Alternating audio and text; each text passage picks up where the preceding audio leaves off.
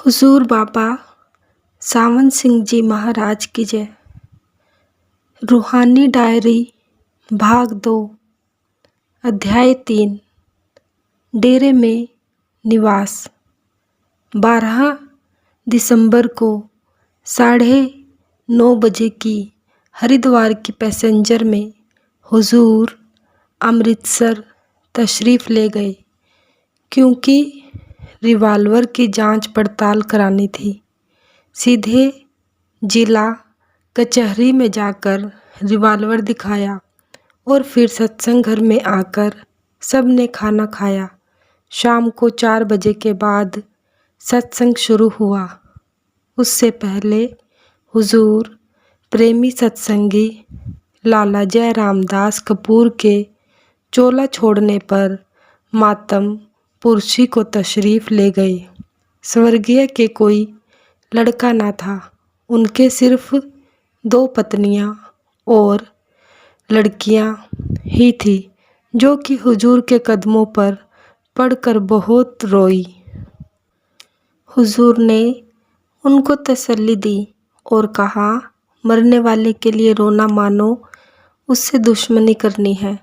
चुनांचे हुजूर ने स्वर्गीय सरदार मगर सिंह के जवान बेटे की मौत की मिसाल दी कि किस तरह सरदार साहिब ने अपने नौजवान सुपुत्र को की मौत पर धैर्य रखा, मगर उस लड़के की बहन बीबी तारो रोना बंद ना कर सकी।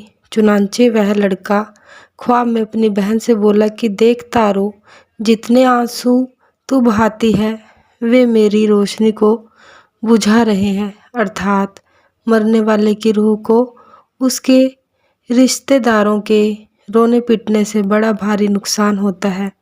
ऐसे ही हुजूर ने एक ब्राह्मण बीबी दयाली का किस्सा सुनाया कि उसका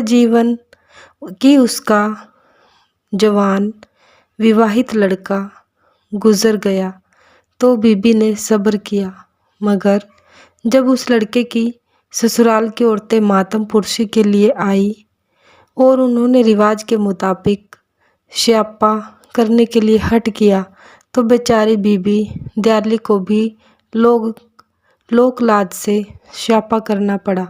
तो रात को मृतक बेटे ने कहा कि माँ, जितने तमाचे तुमने अपने चेहरे पर मारे हैं सब मुझे लगे हैं। मेरा मुंह इस मार से लाल हो गया है, देख ले।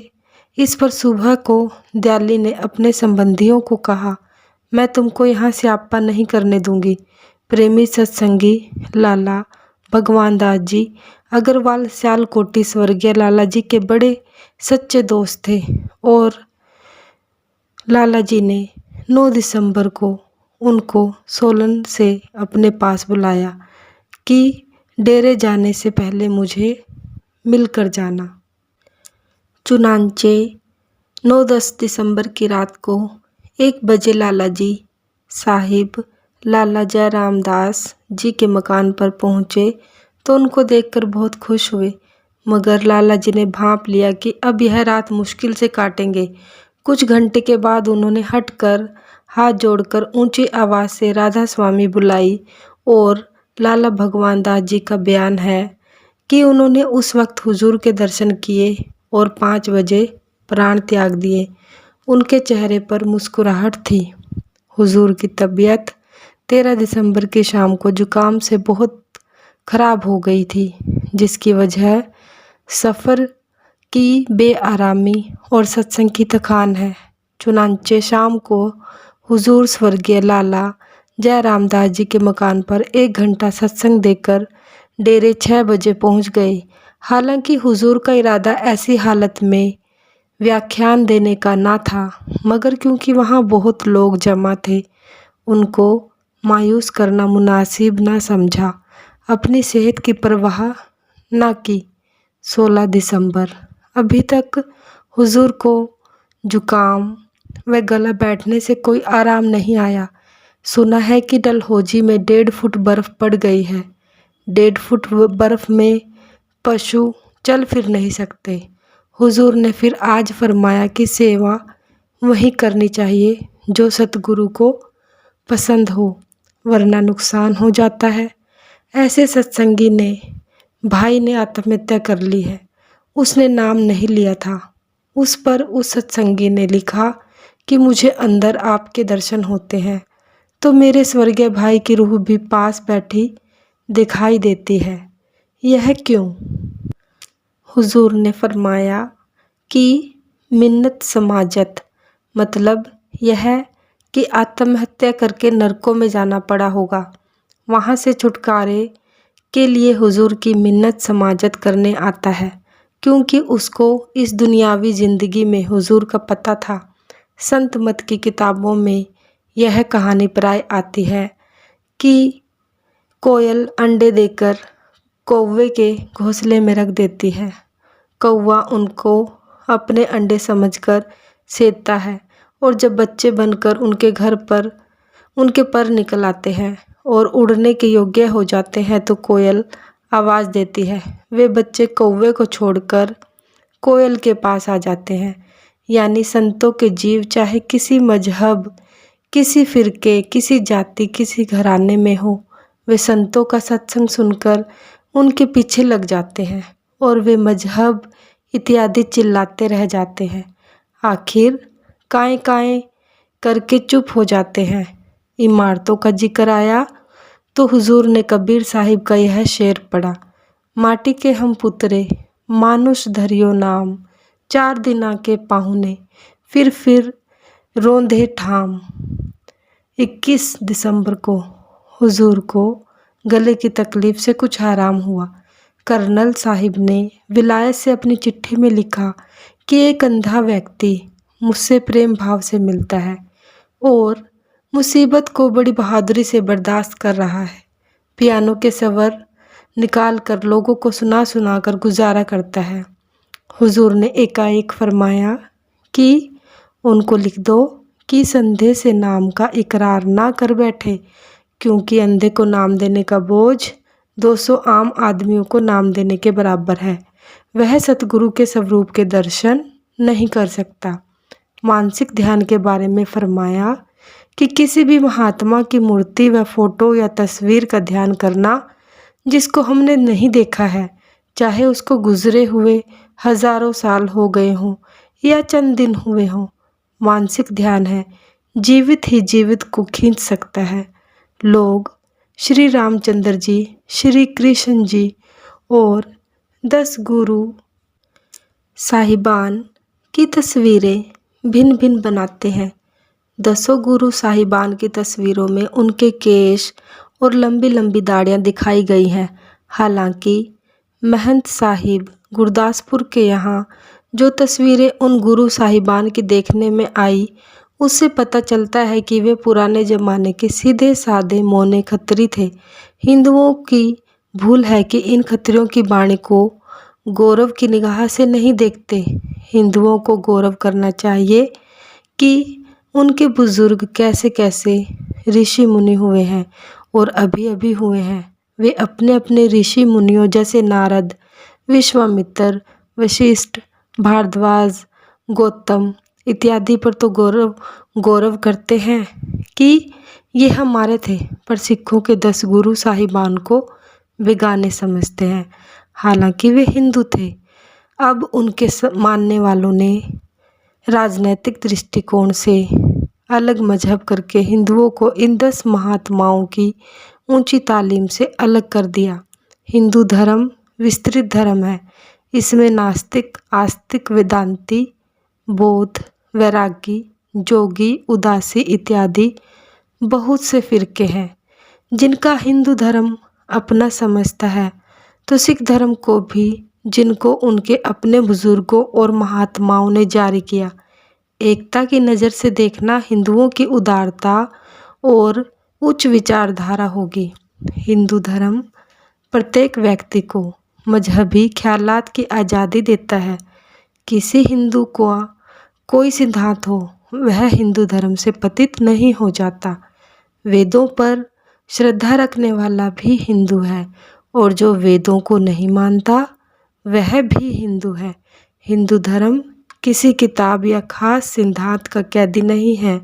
श्री कृष्ण जी ने खुद गीता में अर्जुन को वेदों से आगे की तालीम दी है, बल्कि एक पुस्तक में आया है, वेदा विभिन्ना स्मृत्यो विभिन्न नासो मुनिर्यस्य मतंच भिन्न धर्मस्य ततं निहित गुहाया महाजनो येन गतय स पंथा। वेद अलग अलग है, स्मृतियाँ भिन्न भिन्न है, 6 शास्त्रों में भी मतभेद है। बस संत महात्मा जिस रास्ते गए हैं वही रास्ता ठीक है। यही तालीम मौलाना रूम की है, जब वे फरमाते हैं, मर्दे हजी हम रही हाजी तलब, ख्वाह हिंदू ख्वाह तुर्क व ख्वाह अरब। अर्थात ए हज को जाने वाले अपने साथ कोई हाजी ले ले, चाहे वह हिंदू हो, तुर्क हो या अरब। गोया जिज्ञासु को किसी मार्गदर्शक के पीछे चलना चाहिए, ना कि किसी किताब के पीछे। वैसे ही गुरु साहिबान ने भी ग्रंथ में यही तालीम दी है। उन्होंने किसी पुस्तक या किताब का सहारा लेने को नहीं कहा, बल्कि जगह जगह सतगुरु से तालीम लेने की हिदायत दी है। शास्त्रों में सतगुरु को महाजन कहकर वर्णन किया है और मौलाना रूम ने सतगुरु को पीर या मर्दे हजी कहा है। 22 दिसंबर को क्रिसमस की पहली छुट्टी है, लोग डेरे में आने शुरू हो गए हैं। हुजूर ने एक लतीफ़ा सुनाया कि एक व्यक्ति घोड़े पर सवार, हाथ में बंदूक लिए, जंग के लिए जिले में जा रहा था। एक बियाबान जंगल में एक जवान लड़की पर नज़र पड़ी। कहने लगा कि कहते हैं कि हीर यहाँ इस इलाके में हुई थी, क्या यह अब मिल सकती है? क्या वह अब मिल सकती है? लड़की ने कहा हाँ। सवार कहने लगा मुझे उसके पास ले चलो। लड़की ने कहा बहुत अच्छा, पहले इस घोड़े को बंदूक से मार डालो, फिर बंदूक तोड़ डालो और रांझे की तरह हाथ में लाठी ले लो, तब उसके पास ले चलूँगी। वह कहने लगा वाह, मैं क्यों 500 रुपये का घोड़ा मारूं और बंदूक तोड़ूं? लड़की बोली तो फिर मैं क्यों हीर दिखाऊं? अपना रास्ता लो। सवार ने पूछा अगर मैं घोड़ा मार देता और बंदूक तोड़ देता तो तुम मुझे कैसे हीर दिखाती? लड़की बोली तो फिर मैं स्वयं ही हीर बनकर तेरे साथ हो जाती। सो कोई भी तन की मोहब्बत और खाने पीने की मोहब्बत को नहीं छोड़ता।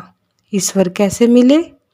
27 दिसंबर की शाम को बहुत सारी खलकत डेरे में आई है। सर्दी का सख्त जोर है और बूंदाबांदी भी हुई है। हुजूर आजकल दोनों वक्त सत्संग फरमाते हैं, सुबह 10 से 12 बजे तक और शाम को 5 बजे से 6 बजे तक। हालांकि हुजूर की सेहत भी तक कमज़ोर ही है। सुबह को जग में घोर अंधेरा भारी, तन में तम का भंडारा स्वामी जी की वाणी से लिया गया और शाम को श्री गुरु ग्रंथ साहिब में से गुरु नानक साहिब का शब्द मारू राग में से बिख बोहिता लादिया दिया समुद मंझार लिया गया। दोनों का मतलब एक ही है। स्वामी जी का इस शब्द में यह उपदेश है कि दुनिया में अंधेरा इसलिए है कि यहाँ जीवों को जीव खा रहे हैं। जल और स्थल दोनों में यही हाल है। और अगरचे बाहर सूरज की रोशनी है, मगर अब आंखें बंद करो तो अंधेरा है और गोया की रूह इस दुनिया में परदेसी है। इसको अपने असली देश का पता नहीं है। इस दुनिया को अपना घर समझ रखा है और इन्हीं रिश्तेदारों को अपने रिश्तेदार और इन्हीं कौमों व मजहबों को अपनी कौम व मजहब समझता है और इनके लिए जान देने को तैयार है। इसको यह पता नहीं कि इसका असली मजहब मानवता है और इसकी असली कौम व इसका असली वतन मुकामे हक है।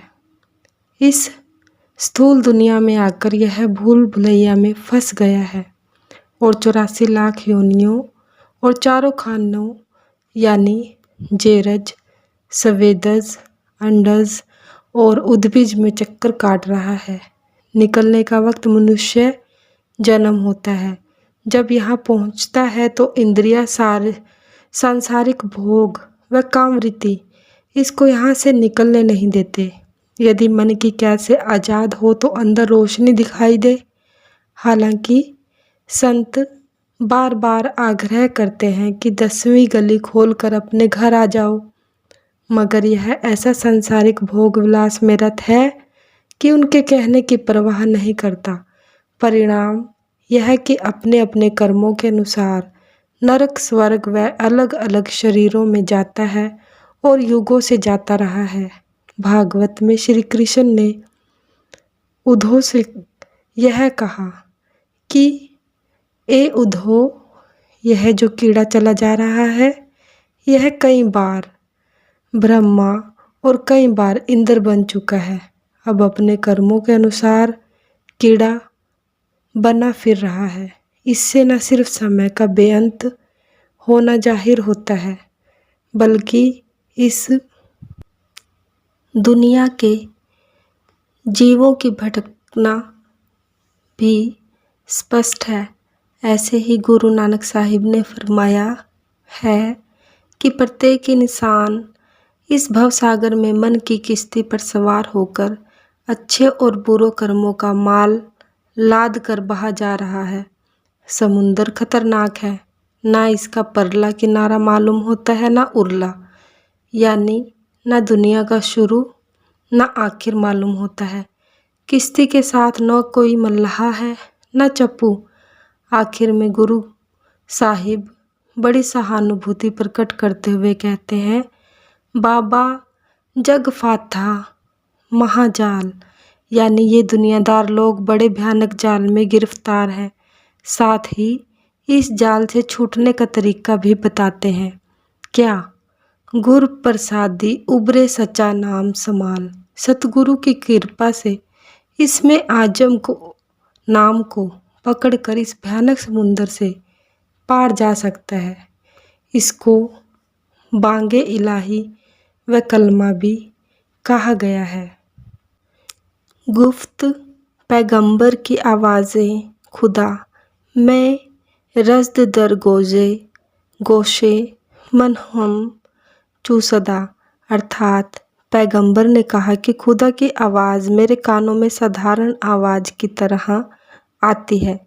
मन रूपी सांप को जिस्म की पिटारी में बंद किया गया है ताकि रूह जो कि इस जिस्म में बसती है अपने खुदा से वापस जाकर मिल न सके। बस मन को मार कर रूह आज़ाद होगी। फिर कहा है कि इंसान में जो रूह है वह तो ऐसे है जैसे समुंदर में बड़ा मगरमच्छ जो टक्कर मारकर जहाज़ों को उल्टा देता है, लेकिन लालच लोभ व मोह में फंसकर जहाजी शिकारियों का शिकार बन जाता है। यह अगर दुनियावी विचार छोड़कर परमात्मा के प्रेम का राग अलापे तो जिस्म के पिंजरे से आज़ाद होकर खुदा से जा मिले। 28 दिसंबर की सुबह को कबीर साहिब की वाणी में से कर नैनो दीदार महल में प्यारा है पढ़ा गया। हुजूर ने फरमाया कि संस्कृत जबान को देववाणी इसलिए नहीं कहते हैं कि देवताओं की जबान है, बल्कि इसलिए कि संस्कृत वर्णमाला के अक्षर जो कि 52 है अंदरूनी चक्करों पर से लिए गए हैं।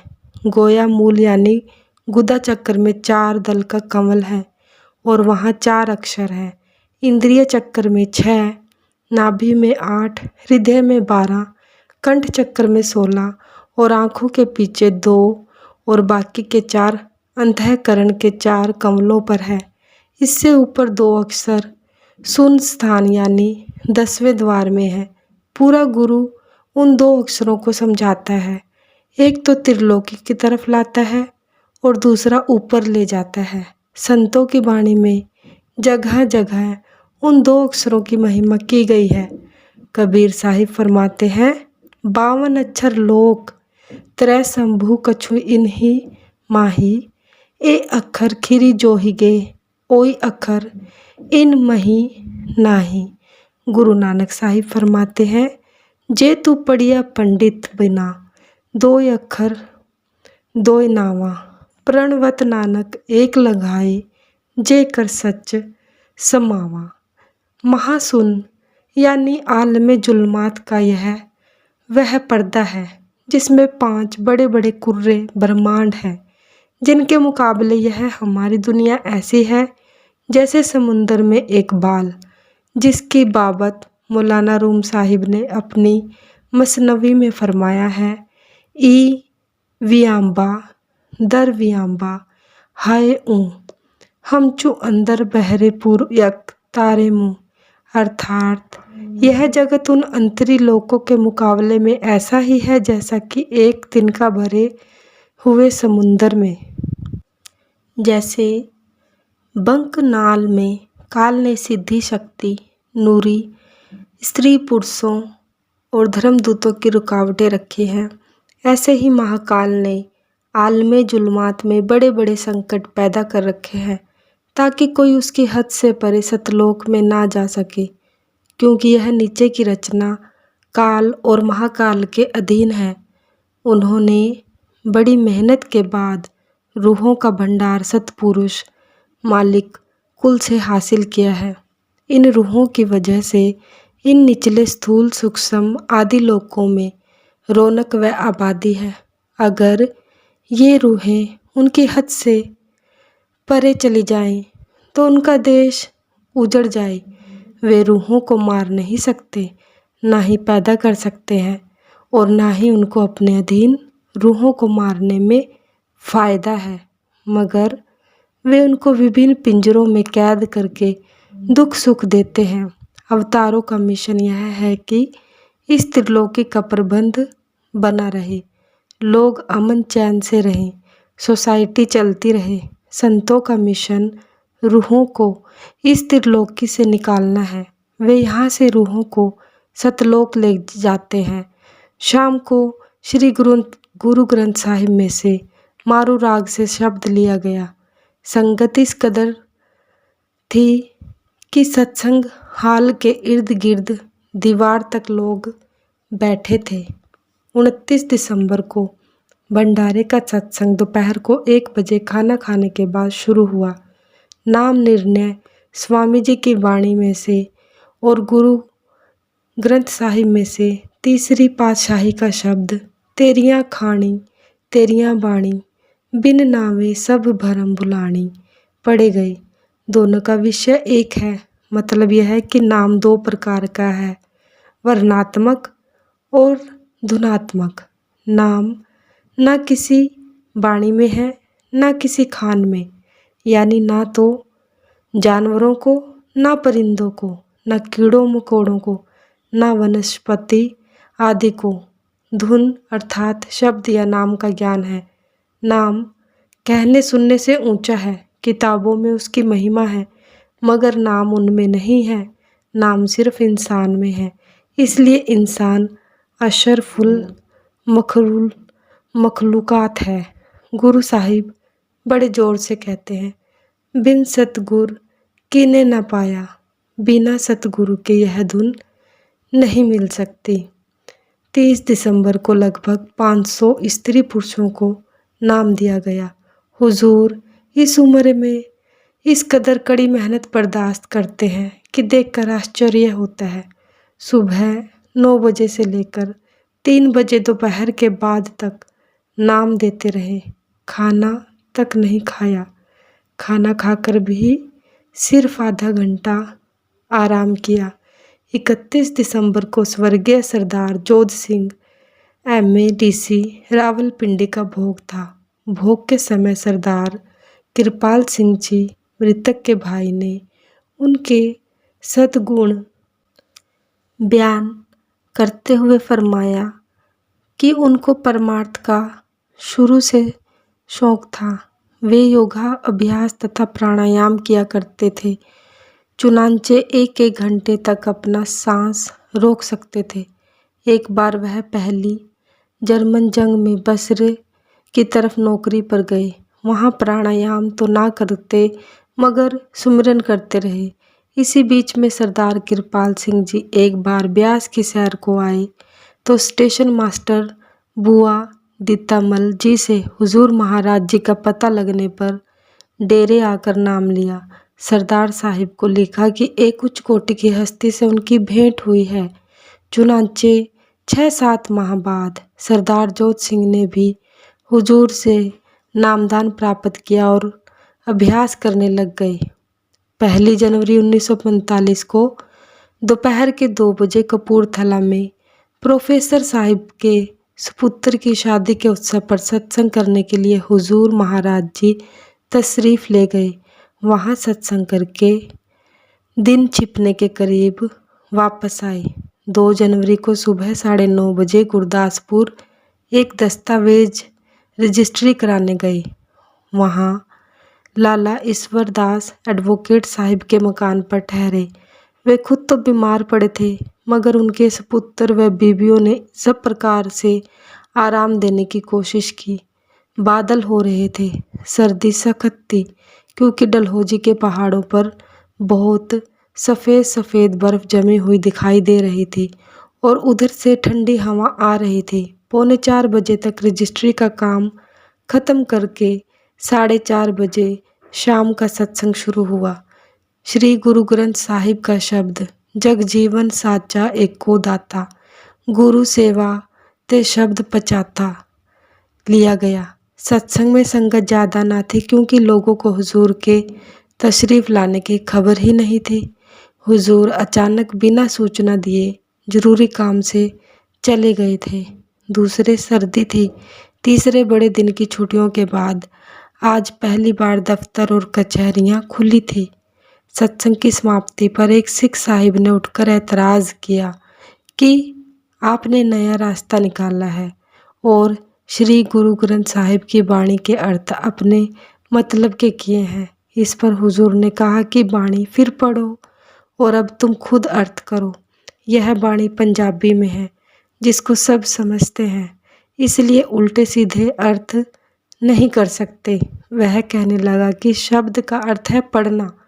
हुजूर ने जवाब दिया कि गुरु साहिब का मतलब उस शब्द से नहीं जो लिखने और पढ़ने में आए, बल्कि धुनात्मक शब्द से है, जिसकी 10वें द्वार से आवाज़ आ रही है, जिसने शब्द सृष्टि को बनाया है। जैसे श्री गुरु ग्रंथ साहिब में आया है, शब्दे धरती शब्दे आकाश शब्दे शब्द भया प्रकाश। इस पर वह खामोश हो गया। एक वकील साहिब ने मुक्ति का साधन पूछा तो हुजूर ने बताया कि मुक्ति का साधन सतगुरु और शब्द है। सतगुरु कहते हैं कि पहले तुम 5 नाम का सुमिरन तवज्जो से करके अपनी रूह को जिस्म के 9 दरवाज़ों से निकालकर आँखों के पीछे तीसरे तिल में जमा करो, यानी तारामंडल, सूरज और चांद को पार करके सतगुरु के चरणों तक पहुँचो। वहाँ शब्द यानी आवाज़ को पकड़ो तो मुक्ति मिलेगी। मगर वह साहिब कहने लगे कि सुमिरन करने से तो आध घंटे में मेरे सिर में दर्द हो जाता है। गोया संतों की तालीम पर विश्वास नहीं तो फिर क्या लाभ हुआ। रात को सख्त सर्दी थी। हुजूर के कमरे में अंगीठी गर्म करके रखी गई, एक मेरे कमरे में रखी गई। हुजूर को सारी रात बेआरामी रही, क्योंकि अंगीठी का धुआं गले को खुश्क करता है और हुजूर का गला पहले से ही खराब था। दूसरे दिन लाला साहिब के यहाँ श्री गुरु ग्रंथ साहिब का भोग 12 बजे दिन के ख़त्म करके खाना खाकर वहाँ से 2 बजे चलकर डेरे 4 बजे के लगभग आकर शुरू किया कि इस सख्त सर्दी से तो छुटकारा हुआ, जान बची लाखों पाए। हज़रत सौदा ने क्या खूब कहा है, सर्दी अब के बरस है इतनी शदीद, सुबह निकले हैं कांपता खुर्शीद, अब आगे जाता नहीं भूला, हो गई है जवान भी ओला। भाई शादी ने हुजूर के सामने बाबा जी महाराज जी की बाबत जिक्र किया कि डेरे में रहने से पहले वे धालीवाल रियासत कपूरथला में ज़्यादा रहा करते थे, मगर जिस सत्संगी के पास रहते थे उसकी बहू अभी हाल ही में आई थी। उसको बाबा जी की बड़ाई का हाल मालूम ना था। वह चाहती थी कि यह साध जल्दी यहाँ से चला जाए। आप खाने में मिर्चों से परहेज किया करते थे। वह जानकर ज़्यादा मिर्चें खाने में डाल देती कि तंग आकर चले जाएंगे। बाबा जी रोज़ उसको हिदायत करते, मगर वह ना मानती। कुछ समय बाद उसकी छाती में जलन महसूस होने लगी और सारी उम्र रही। 4 जनवरी की रात को सख्त बारिश हुई। शाम को सत्संग में हुजूर ने फरमाया कि बाबा जी के वक्त में संगत थोड़ी थी, मगर लोग प्रेमी थे। एक बार सत्संग में शब्द आया, कौन कहे महिमा अब उनकी जिनको सतगुरु अंग लगाए। एक सत्संगी ने उसका उल्टा मतलब समझा और जब महाराज जी स्नान कर रहे थे तो उनसे लिपट गया। वे स्वयं बड़े ताकतवर थे। उसको धकेल दिया और फरमाया कि यह जबरदस्ती छीनने की चीज़ नहीं है। जिसको सतगुरु आप खुश होकर छाती से लगाएं उसकी महिमा है।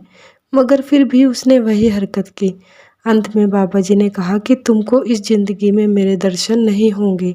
चुनांचे वह दूसरे दिन तड़के ही चला गया और गुरु को मानने से इनकार कर दिया।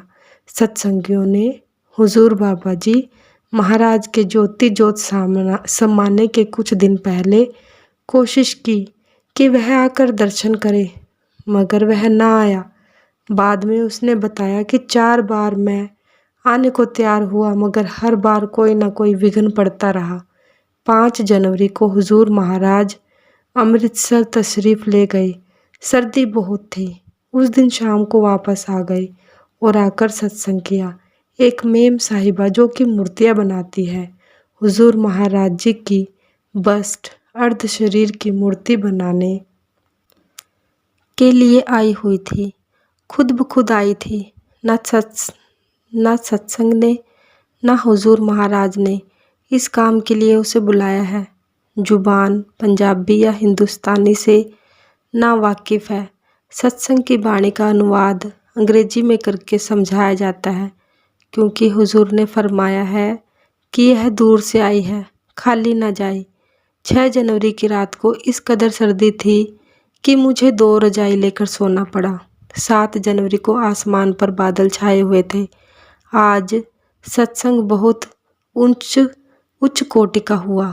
हुजूर स्वामी जी की वाणी में से शरण का विषय लिया गया। सतगुरु शरण गहो मेरे प्यारे, करम जगात चुकाए। हुजूर ने पहले सरदार गुरबख्श सिंह साहिब को व्याख्यान करने का हुक्म दिया, मगर फिर शायद यह समझकर कि शरण का विषय बारीक है, खुद फरमाने लगे कि संत मत में 2 रास्ते हैं, एक करनी दूसरा शरण। शरण लेना बहुत कठिन है और जो शरण ले ले उसके ना तो पाप पुण्य रहते हैं, ना कोई करनी रह जाती है। शरण लेकर वह भजन सुमिरन के सिवाय और कर ही क्या सकता है। करनी आसान है, शरण मुश्किल है।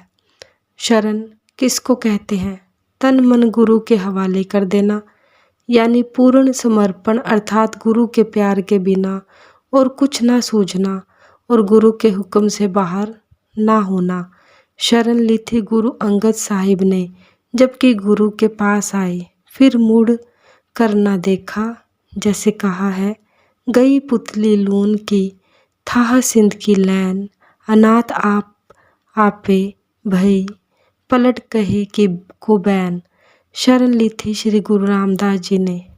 जब गुरु अमरदास जी को अपनी कन्या के लिए वर की तलाश हुई तो ब्राह्मण को बुलाकर खोज करने का हुक्म दिया। ब्राह्मण ने दरियाफ्त किया, हुजूर लड़का कितना बड़ा हो।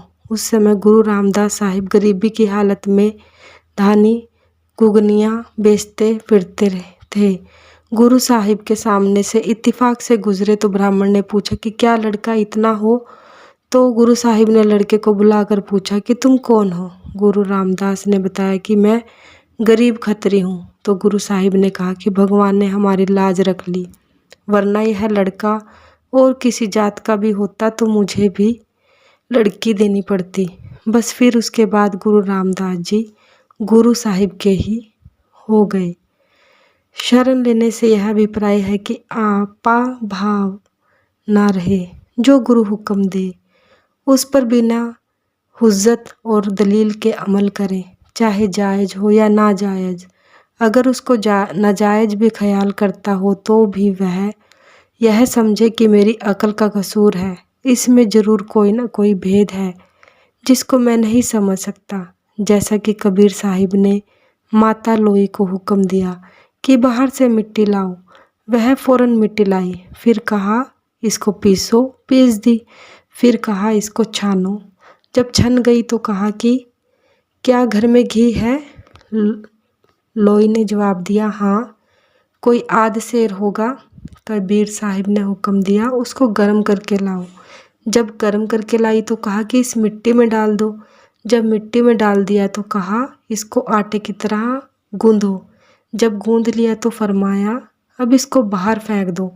चुनांचे लोई जी ने बिना किसी आपत्ति के उसी तरह वह मिट्टी घी में गूंदी हुई बाहर फेंक दी। कोई और होती तो चिल्लाती कि मेरा स्वामी पागल हो गया है, इसको शरण व हुक्म मानना कहते हैं। इसलिए ख्वाजा हाफिज ने कहा है, बमे सजादा रंगी कून गरत पीरे भूंगा गोयद कि सालिक बेखबर न बूंद जे राहू रस्मे मंजिल हा। अर्थात यदि तेरा मुर्शीद सतगुरु तुझसे कहे कि तू सजादा सफ जिस पर कि नमाज पढ़ी जाती है शराब में रंग ले तो तू रंग ले, क्योंकि वह इन मंजिलों की राह व रस्मों को जानता है। इसी तरह श्री गुरु ग्रंथ साहिब में आया है, गुर कहया साकार कमाओ शब्द चीन सहज घर आओ। यानी गुरु के हुक्म के अनुसार कार्य करो, ना कि जो गुरु करे उसकी नकल करो। जैसे कि एक फ़कीर कामिल का जिक्र है कि वह एक दिन अपने शागिर्दों के साथ कहीं जा रहा था। रास्ते में एक खूबसूरत औरत को देखा और बोला, वाह खुदा तेरी कुदरत का क्या कहना, और उसे चूम लिया। शागिर्दों ने भी एक एक करके अपने मुर्शिद की तरह कहा, वाह खुदा तेरी कुदरत का क्या कहना, और उस औरत को चूम लिया। जाते जाते एक लोहार की दुकान से गुजरे। लोहार लोहा लाल गर्म कर रहा था। उस गर्म लोहे को मुर्शिद ने अपने हाथ से उठाया और यह कहते हुए, खुदा क्या कहना तेरी कुदरत का, उसे चूम लिया। शागिर्द चुपचाप अपने मुर्शिद के पीछे पीछे चलते रहे। यह देखकर मुर्शिद ने उनसे पूछा, अब खुदा की कुदरत कहाँ गई? शागिर्दों का सिर शर्म से झुक गया। इसी तरह हुजूर ने फरमाया कि सुल्तान महमूद अयाज पर बहुत मेहरबान था। अयाज के साथियों ने ईर्ष्या के मारे सुल्तान से अर्ज की कि हुजूर अयाज में क्या खूबी देखते हैं जो कि हमसे नहीं है। सुल्तान महमूद ने कहा, अच्छा भाई, हम ख्याल रखेंगे। इसके कुछ समय बाद एक सौदागर कीमती हीरे लाया और सुल्तान के सामने पेश किया। सुल्तान ने अयाज और उसके हाथियों को बुलाया, उसके साथियों को बारी बारी कहा कि इस हीरे को हथौड़े से तोड़ डालो। तो हर एक ने बारी बारी से यही जवाब दिया कि हुजूर यह कीमती हीरा है, इसको तोड़ने से बड़ा नुकसान होगा। यानी किसी ने उसको ना तोड़ा। सबके बाद अयाज को बुलाया तो उसने चूना की हथौड़ा लिया और हीरे के टुकड़े टुकड़े कर दिए। महमूद ने कहा, अरे यह क्या? अयाज बोला, हुजूर भूल गया, क्षमा कर दे, मुझे हुजूर के हुक्म की हीरे से ज़्यादा कदर है। इस पर सुल्तान ने उसके साथियों से कहा, देखो यह है खूबी अयाज में जो तुम लोगों में नहीं है। संत भी अपने सेवकों से ऐसी ही उम्मीद रखते हैं, मगर यह हालत किसी विरले की होती है। विरले गुरुमुख चिन्हत ताही। हुजूर ने फरमाया, गुरुमुखों में से कोई भी विरला ही इस हालत को पाता है, वही जिस पर मालिक की अत्यंत दया हो। दर्शन करत पिंड सुध भूली, फिर घर बाहर सुधी क्या आए। हुजूर ने स्वामी जी के समय में बीबी शिब्बो की कहानी सुनाई कि वह अच्छे घराने से थी। स्वामी जी की बड़ी भगत थी। एक बार अपने घर के गुसल खाने में नहाने के लिए कपड़े उतारे, इतने में घर के दरवाजे पर एक जोगी आ गया। उसने गुरु के प्रेम में महिमा का शब्द गाया। बीबी जी को सुनकर इस कदर प्रेम आया कि उनको यह होश ना रही कि मैं नंगी हूँ। उसी हालत में उठकर स्वामी जी के मकान पर, जहाँ स्वामी जी थे, मौजूद हुई। रास्ते में किसी ने उसको इस हालत में नहीं देखा, क्योंकि जो मालिक के भक्त होते हैं उनकी इज्जत व आबरू मालिक खुद बचाता है। जब बीबी शिब्बो स्वामी जी के सामने आई तो स्वामी जी ने फरमाया, अरे तुम तो नंगी हो। वह बहुत शर्मिंदा हुई, कहने लगी, स्वामी जी मुझे यहाँ आने के ख्याल में तन का होश ना रहा। तो स्वामी जी महाराज बड़े खुश हुए, फरमाया कि तुम्हारा दुनिया में आना सफल हो गया। हमको एक प्रेमी तो मिल गया, इसका नाम शरण है और कोई कोई इसको पाता है। इसी प्रकार गुरु रामदास जी का शब्द है, अंतर प्यास उठी प्रभ केरी, सुन गुरु बचन मन तीर लगिया। राम गुरु मोहन मोह मन लैया, हो अकल बिकल भई गुरु देखे, हो लोट पोट होए पैया। यह है शरण लेने वाले के मन की अवस्था। हुजूर ने यह शब्द पढ़वाकर इसकी भी खूब व्याख्या की, मानो प्रेम और प्रेमियों के हृदय का फोटो खींच कर रख दिया। हर हर हार कंठ है, बनिया मन मोती चूर, वड गहन गहनिया, कहे प्रभ अवर किच कीजे, सब पाद सिगार फोगट फोकटिया। इस शब्द में मालिक से मिलाप की हालत बताई गई है। अगर गुरु या सतपुरुष कुछ हुक्म देता है, हम कुछ और करते हैं, तो हमारा हार श्रृंगार अर्थात शील, क्षमा, जप तप भजन आदि सब फोकट यानी व्यर्थ है। अब मेरे गले का हार तो मेरा मालिक ही है, मन जो मार लिया। 8 जनवरी को सारा दिन बारिश व हवा का जोर रहा। रात को हवा बड़े जोर से चल रही थी और बादलों को भगाकर आसमान साफ करती जाती थी, जिसका नतीजा यह है कि कल सुबह तड़के बड़ी ही सर्दी होगी। अब भी है। सत्संग के बाद रात के 8 बजे डाक पड़ी गई। निम्नलिखित चिट्ठी में नकल की जाने योग्य है। अर्जनामा सच्चे सतगुरु जी की सेवा में, राधा स्वामी। मैं जिला अंबाला का रहने वाला हूँ और टाटा नगर में 8-9 साल से काम करता हूँ। बहुत देर से सच्चे सतगुरु की तलाश में था। जी का सत्संग सुनने पर प्रेम की कशिश से ब्याह जा पहुँचा और आपने नामदान दे दिया। आपके हुक्म के मुताबिक नाम की कमाई करता रहा। एक रोज़ सुबह के 4 बजे चंद्रमा का प्रकाश हुआ, लेकिन मैं संभाल न सका और फौरन आंखें खोल कर देखने लगा, इस ख्याल से कि चंद्रमा निकल आया है। बाहर आंखें खोलने पर अंधेरे के सिवाय और कुछ दिखाई न दिया। इसके बाद मैं शाम को 8 बजे से 10 बजे तक और सुबह के समय 3 बजे से 6 बजे तक सुमिरन पर बैठता रहा। प्रकाश शुरू हो गया, लेकिन बहुत थोड़े समय के लिए प्रकाश आंखों के सामने रहता था। एक दिन का जिक्र है कि जहाँ मैं बैठा था उस जगह से उड़ा। आंखें बंद थी, लेकिन अंदर रोशनी थी और सब कुछ देखता था। पहले ब्यास आया, सत्संग में आपको ढूंढा, लेकिन मालूम नहीं कि आपको क्या नाराज़गी है, दर्शन ना हुए। आखिरकार वहाँ से जहाँ आप दर्शन के लिए बैठते हैं उस जगह बहुत तलाश की, वहाँ आपके दर्शन तो ना हुए। आपके मुखारविंद से निरंजन का नाम सुनाई दिया। निरंजन का नाम सुनने की देर थी कि आंखों के सामने सिनेमा की तरह नज़ारे शुरू हो गए।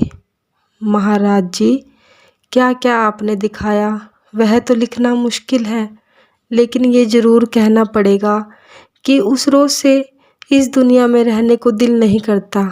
वहाँ की खूबसूरती व रोशनी का कोई मुकाबला ही नहीं।